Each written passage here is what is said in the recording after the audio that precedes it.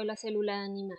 Todos los organismos, incluidos los seres humanos, somos organismos pluricelulares cuya unidad básica es la célula eucariota, que se caracteriza por transmitir el material hereditario, absorber nutrientes de los alimentos y regular procesos vitales. En este momento vamos a proceder a ubicar las partes en esta maqueta que fue elaborada a base de un long play o un disco de duración larga, además con cartón paja al cual recorté las partes para después ser rellenadas con plastilina. Entonces comenzamos con el nucleolo. Como pueden observar, ya está representado con una tapa. Ustedes pueden colocarle el material que ustedes quieran. Yo le puse una tapa. Seguimos con el núcleo. Para el núcleo utilicé estos palitos que fueron elaborados a base de plastilina. Seguimos con la membrana celular, lo mismo, utilicé plastilina. Continuamos con el citoplasma. Para el citoplasma utilicé una témpera de color anaranjado. Seguimos con las mitocondrias. Para las mitocondrias las diseñé, ya están los moldes. Ubicamos, aquí tengo mi molde, ubicamos el molde. Seguimos con el aparato de Golgi, que ya está ubicado acá, el aparato de Golgi. Los ribosomas, ya lo tengo elaborado, lo vamos a ubicar, los ribosomas. Los lisosomas también ya están elaborados, simplemente ubicarlos.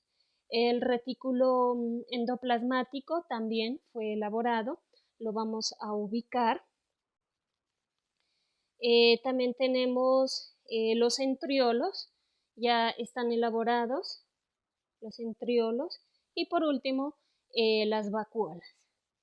¿Y qué aprendí de la célula animal? Que tiene unas vacuolas más pequeñas comparadas con lo de la célula vegetal. La membrana es mucho más delgada, no contienen cloroplastos, por ello son organismos heterótrofos. Los centriolos son las que le permiten a esta célula dividirse, y esta célula es la que contiene el material hereditario. Eso es todo, muchas gracias. Bueno, yo les voy a hablar de la célula vegetal. La célula vegetal es una célula eucariota que compone a muchos de los tejidos de los organismos de las plantas.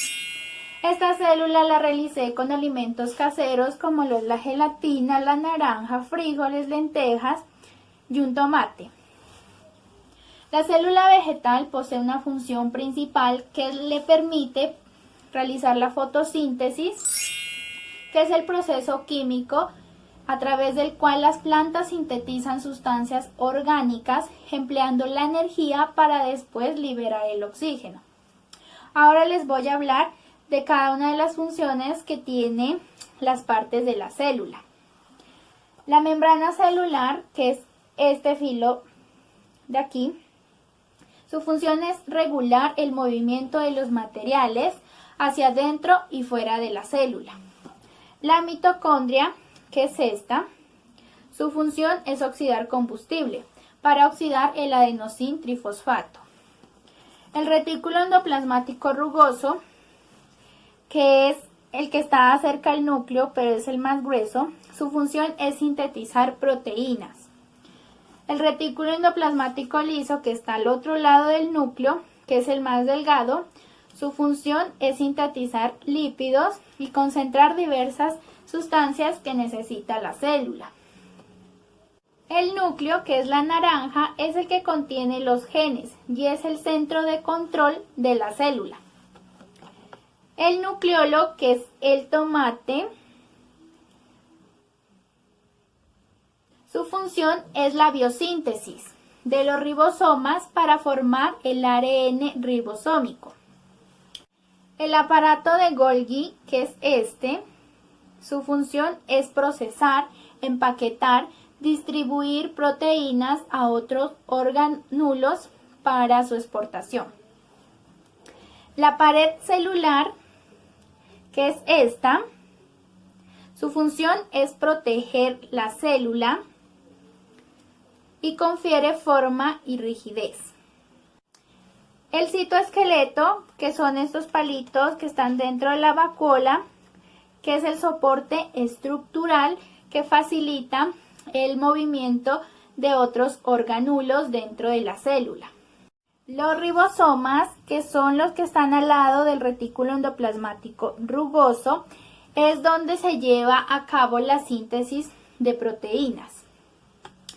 La vacuola, que es lo más grande que tiene nuestra célula, que es esta, su función es el almacenamiento de sustancias, la digestión y el mantenimiento de la forma y el tamaño de las células vegetales. El cloroplasto, que es este frijol de aquí, es el que almacena la clorofila, es el que le da el color verde a los vegetales y constituyen una organela para llevar a cabo el proceso de la fotosíntesis.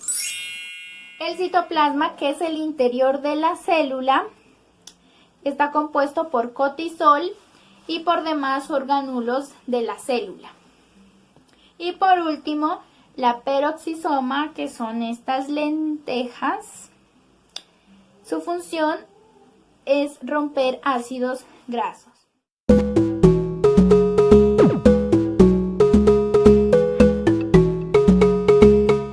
La mitosis. La mitosis es el proceso de división celular que ocurre en las células somáticas, mediante el cual son generadas dos células hijas idénticas a la célula madre. También es la repartición equitativa del material genético. Dentro de la mitosis tenemos 4 fases que son la profase, la metafase, la anafase y la telofase. Dentro de la telofase ocurre un proceso llamado citocinesis. Veamos. Profase. En la profase, la cromatina comienza a condensarse y empieza a formarse cromosomas.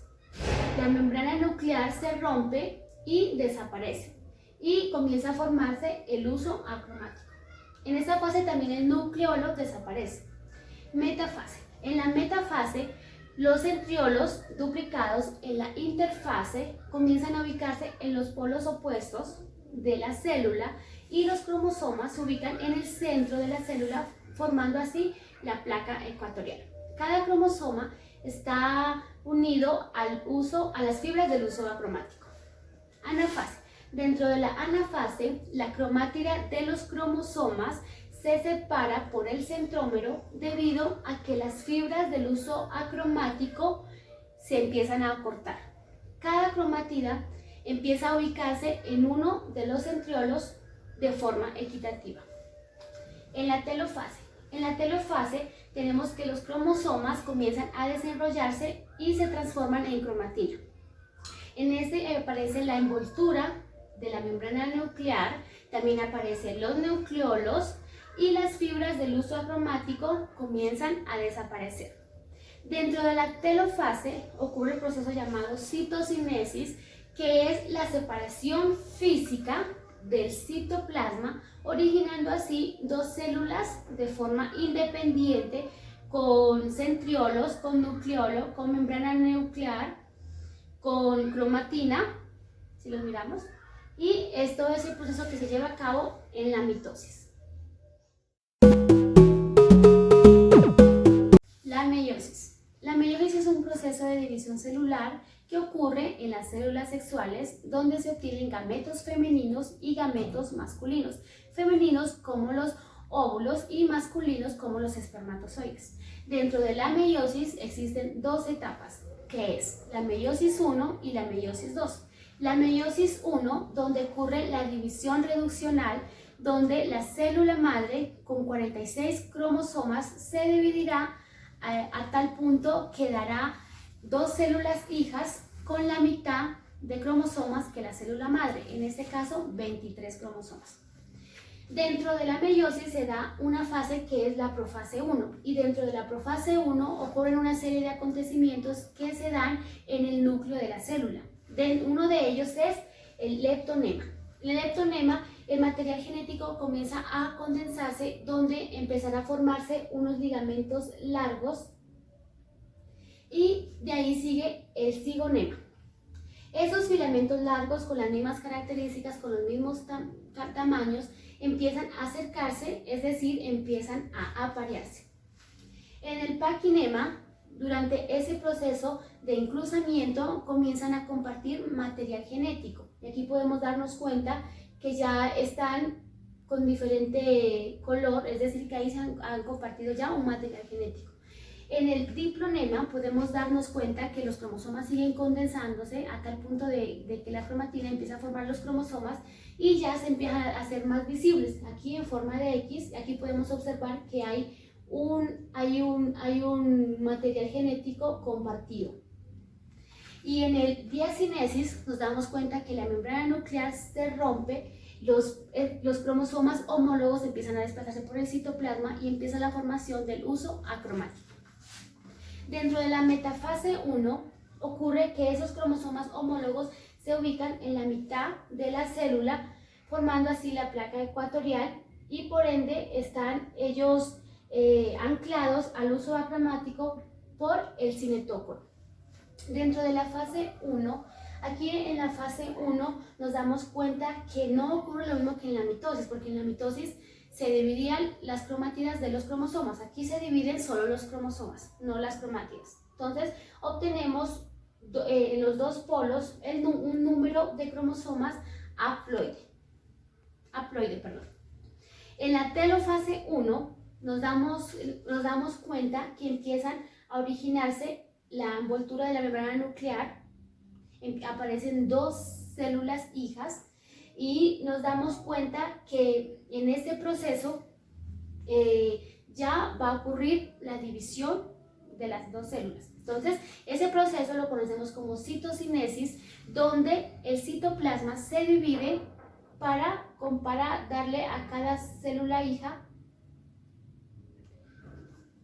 y obtener así la división de dos células hijas con la mitad del número de cromosomas que la célula madre. Continuamos con la meiosis. Previo a esto se encuentra la etapa de intercinesis, donde se duplican las cromátidas, pero la célula sigue siendo haploide. Tenemos la profase 2, donde los cromosomas se condensan, desaparece la membrana nuclear, desaparece el nucleolo, se forma el uso acromático entre los cromosomas dobles porque tienen dos cromátidas, y en la metafase 2 los cromosomas se alinean en el ecuador de la célula, y se forma la placa ecuatorial. En la anafase 2 los cromosomas se separan yendo cada uno de ellos a los polos opuestos de la célula. En la telofase 2 nuevamente se forman los núcleos y los cromosomas se dividen equitativamente. Y finalmente en la citocinesis hay rompimiento del citoplasma y se generan 4 células hijas haploides genéticamente diferentes a la célula original y entre ellas. Y en conclusión, la meiosis es la continuidad de las especies y el aumento de la variabilidad genética.